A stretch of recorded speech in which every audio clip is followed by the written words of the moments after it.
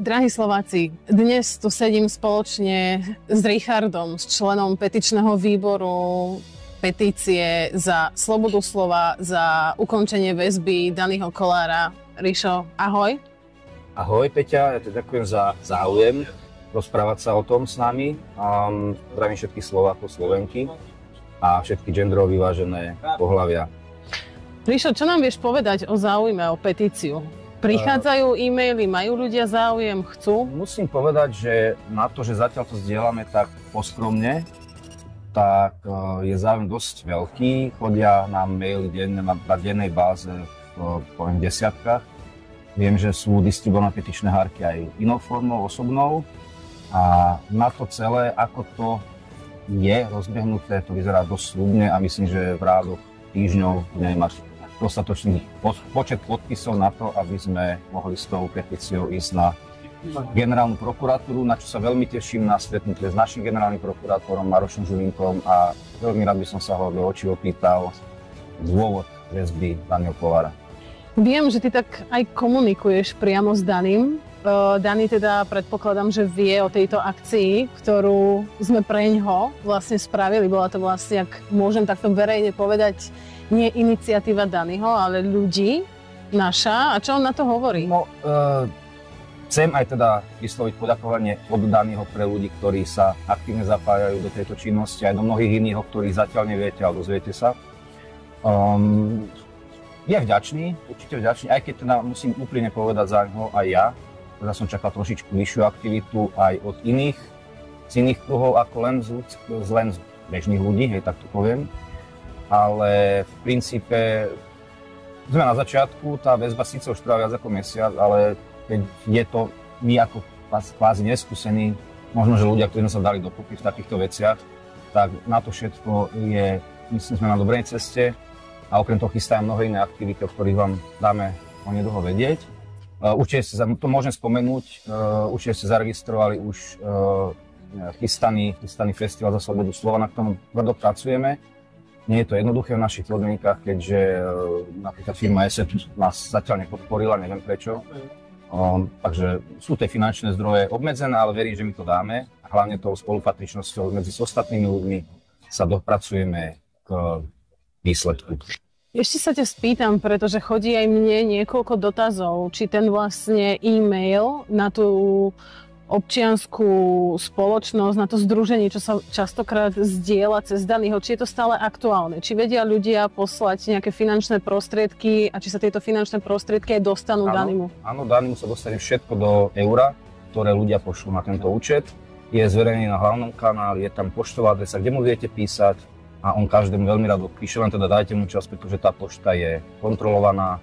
Je naozaj hromada a on tiež potrebuje nejaký čas na to, aby odpísal. Musí odpisovať ručne, hej, takže v tomto to je trošička také pomalšie, ale každému, doteraz viem, že každému odpísal. Ešte by si chcel niečo ľuďom takto na úvod povedať, prečo si sa vlastne rozhodol Daniho aj verejne podporiť, pretože viem, že si jeho admin, jeho sociálnych sietí a keď sa začali tieto burlivé všetky situácie okolo Daniho, tak si aj verejne napísal príspevok, priznal si sa, prihlásil si sa k Danimu. Áno. Čo ťa k tomu viedlo? Nebal si sa? Alebo vidíš, že ľudia, ktorí sa prihlásia k Danimu, majú častokrát problémy. Aj pracovné, aj tie občianske. Ja to tak poviem tak odľahčene, bol som u neho na návšteve, takže ja som si už pozrel, do čoho idem, do Lustičáku, hej. No, keď sa budú ľudia báť, tak to dopadne tak, ako to dopadlo pri covide, ako to dopadlo teraz, napríklad pri vojne, hej, keď si nemôžete povedať svoj názor, že ste sympatizujete s inou stranou, ako je teda verejne podporovaná a prichádzajú tam nejaké tie sankcie, nazvime to. No ja sa nebojím, nebal som sa nikdy, myslím, že sa nebudem a verím tomu, že ja poznám Daniho ako človeka, ako dobrého človeka a preto som sa rozhodol ho podporiť. A vystúpil som hlavne preto, že mi to už je trošička také proti srsti, keď môžem hovoriť po slovensky, sa ľudia posratí. Ospravedlňujem sa, ale inak to nedám povedať a aj všetkých teda vyzývam, pretože dostávam mnoho dotazov. Myslím, že Dani to aj spomínal v prvej hlasovej správe z väzby, ktorí ľudia sa ma pýtajú, čo majú robiť. No ja vám poviem jedno. Robiť môže každý presne to, čo ja. Začneme od seba, keď máte nejakú aktivitu, naše adresy, Telegram, ja neviem, rôzne siete, už myslím, že aj moje telefónne číslo známe, aj e-mail, aj čokoľvek, e-mail na petíciu, hej. Kľudne píšte, že máte nejaký nápad, že chcete pomôcť a my budeme veľmi radi, keď ho uvítame. Ale prosím vás, nechoďte za mnou s tým na Telegram, že či sa niečo urobilo, čo sa robí a či sme niečo urobili my. Urobte niečo vy a keď budete mať nejaký dobrý nápad a vieme sa v tom spojiť, všetci vás radi podporíme, Peťa takisto predpokladám. Určite áno. A len teda prosím vás, nebajte sa a prejavte nejakú aktivitu aj vy sami a nečakajte, že vám niekto niečo urobí za vás. To je asi za mňa všetko.